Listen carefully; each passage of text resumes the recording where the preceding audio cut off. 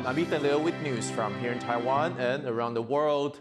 Landslides and heavy rain have continued to affect roads and rail lines in Hualien in eastern Taiwan months after a major earthquake struck the region. As Wesley Lewis reports, it's more than just transportation infrastructure that has been hit. This muddy pool is one of the main sources of water for residents in northern Hualien, a city of around 100,000 on Taiwan's east coast. But consecutive days of heavy rain and multiple landslides have wreaked havoc on the area's infrastructure, and Hualien's usually fresh water is now turbid and unusable. More than 20,000 households have had to reduce or completely shut off their water supply. Local officials worry the problem will persist if the rain continues. 强降雨之后，原来整个沙布荡溪大概在2至3个小时之后会恢复哈，但是我们这4次的观察也发现说，一次比一次恢复的时间更长的现象，而且一次比一次水更浊的现象。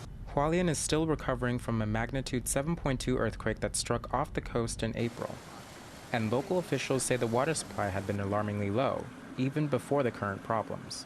平时它的一个出水量，以往是在4万到5万的出水量。那现在因为0403以后，那我们出水量大概已经减少1半。Local officials worry that water stoppages may happen more frequently, something that's prompted them to come up with potential solutions. 可以看到其他县市也在做地下的一个地下水井的抽取，来做相关紧急战备使用，而非经常性使用的一个状况哈。那也许它就可以帮助花莲来做相关应急的一个解套。 For now, Taiwan's state-run water company has dispatched trucks to supply water to hospitals and affected residents. But in the future, local officials will need to look to other, more permanent fixes to the area's water supply issues. Eason Pan and Wesley Lewis for TaiwanPlus. Taiwan's railway union says 8 workers who are facing punishment over a recent train derailment are being made scapegoats. John Ventress reports. This train still bears the scars of a collision with boulders that caused it to derail 2 weeks ago. Dazed passengers were left to walk out into the rugged terrain of Taiwan's east coast. 9 were injured. Taiwan's state-owned railway company now says more should have been done.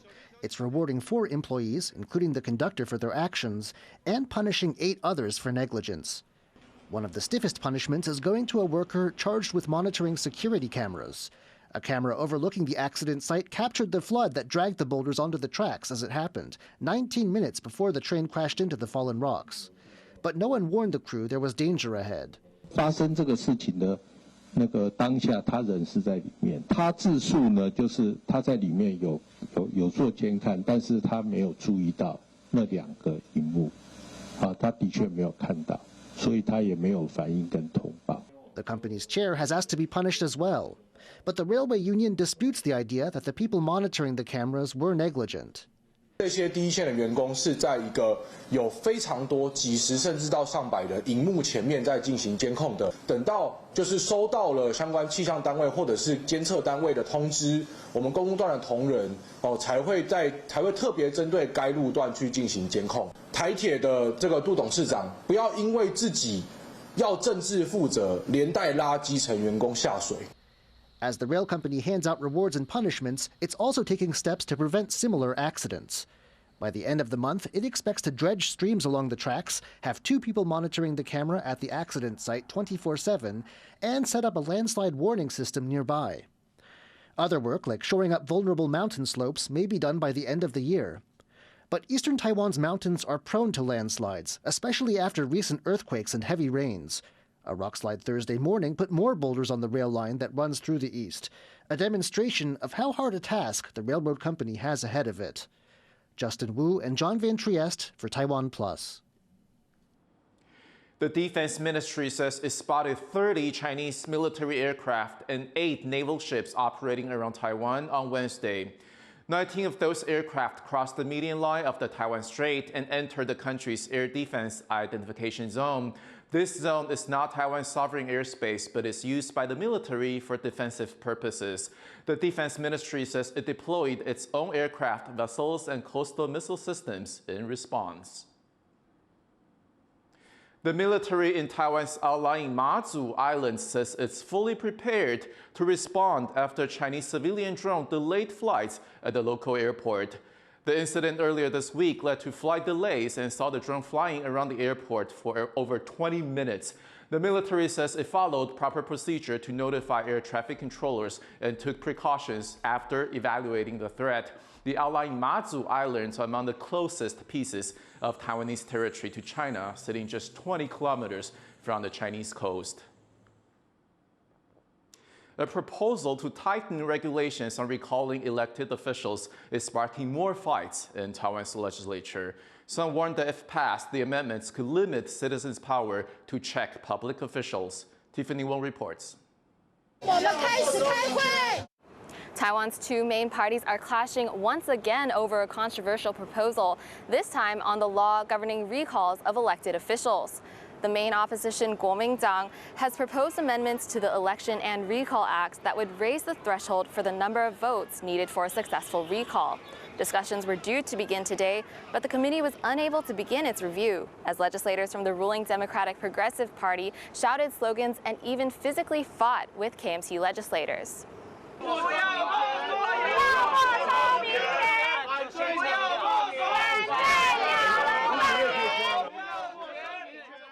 The proposed changes to the Recall Act come as one of the KMT's own, the mayor of Keelung in northern Taiwan, faces his own recall petition. And they come just weeks after the opposition successfully pushed other controversial amendments that expanded the legislature's oversight of the executive, sparking protests around the country. But KMT legislators say they have been following standard procedures and will continue to do so with this new amendments.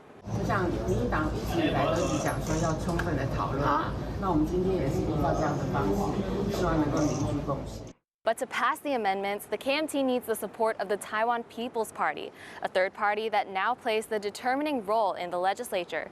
TPP Chair Ko Wen-je previously said his party would not support the strict recall regulations suggested by the KMT, but has suggested backing some other changes. Now, the recall amendments look set to be another point of contention in what's already a deeply divided legislature, one that poses a challenge to President Lai Ching-te and his agenda. Kamashri and Tiffany Wong in Taipei for TaiwanPlus. Taiwan's first electronics-sniffing dog, Wafer, has helped bust the money laundering operation in the country's south.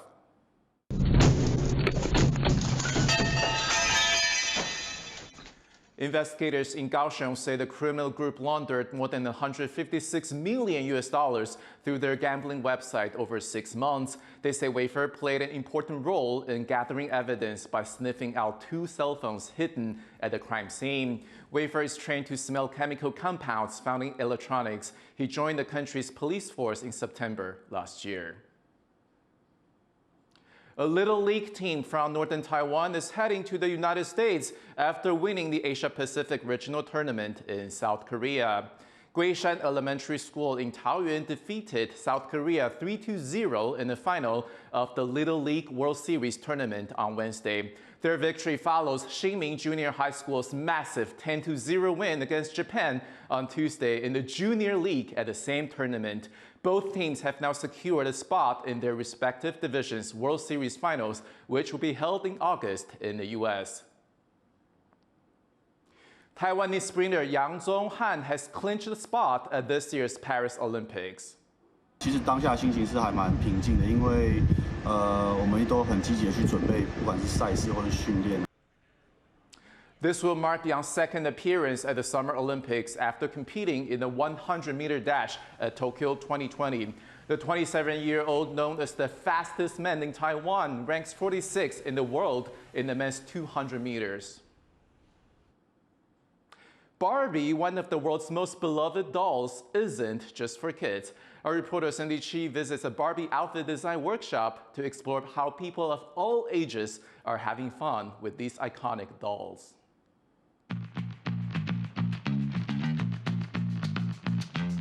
Instead of wearing chic pink outfits, these dolls are dressed up as Wu Zetian, the first and only female emperor of China. These dolls have been dressed up by students at a Barbie clothing design workshop run by designer Guo Xuemei, who began designing these miniature outfits as herself is an enthusiastic Barbie collector. 那我们别的时候真都要这样子别。Guo has been teaching people of all ages and genders how to make these tiny clothes since 2003.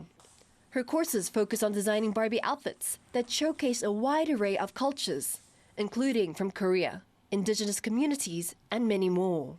现在很多人都已经把自己的那个文化啊、自己传统的东西都慢慢健忘了。那我是希望说，可以把我们自己有一些传统文化的保留下来。所以想说，我每次开课程，我就会比较针对说，就是一些传统的服饰啊，把那个放在那个娃娃上面这样子。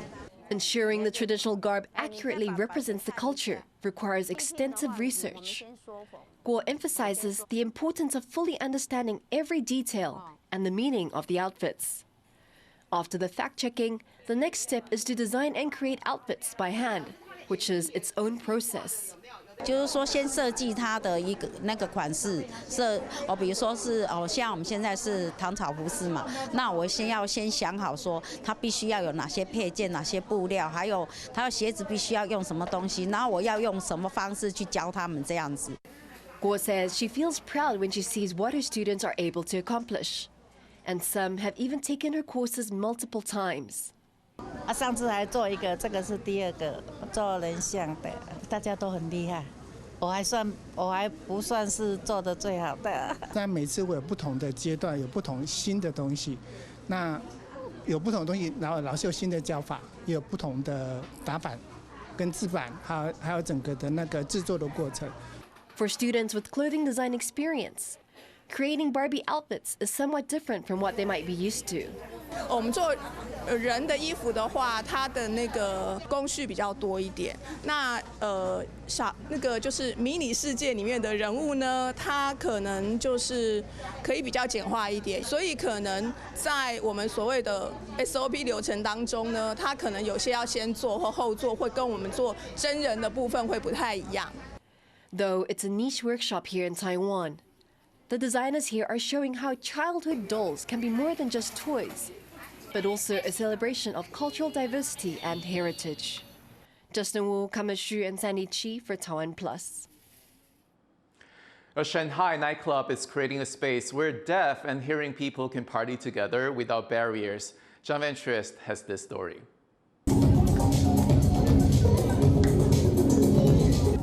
These professional dancers bust a move, moving to a beat they can feel but not necessarily hear. This nightclub in Shanghai is holding an event designed to cater to both hearing and deaf people through thumping bass-heavy music loud enough to be felt. Staff here can take orders in sign language, and during one dance session, signers direct the dancers' movements with signed instructions. It's a new experience for everyone, deaf and hearing. I hope I can hang out with my friends and have some fun together and laugh together. 我听说有一些跳舞很厉害的聋人朋友，但是我不知道他们是怎么跳舞的。People of all ages are welcome too. 68-year-old Hu Jingqi is one of the older club goers who decided to check out the event. It was really crazy. The whole atmosphere was really great, and it was really bustling. I really liked the activity to the point that I forgot some of the physical discomforts I have in my body. This is exactly what the organizers have been aiming for. 之前发现，就是在社会上，聋人和听人很少有这样的机会去产生某种深刻的连接，然后就希望这样的活动可以让大家更加在当下的去看见彼此，去了解彼此，然后从而去慢慢的跨出这个围绕着所谓的健全产生的一个视角和产生的一个理所当然。This is the second edition of this inclusive party, and the hope is to tear down barriers, create understanding, and let people of all sorts show off their moves. Leon Lien and John Van Trieste for TaiwanPlus. Thank you for watching What's Up Taiwan. You can visit the TaiwanPlus website and follow our social media for more stories from Taiwan and around the world. Finally, we take you to New York, where people are getting ready for this year's Nathan's Hot Dog Eating Contest, held every year on the 4th of July. I'm Ethan. Take care, and I'll see you next time.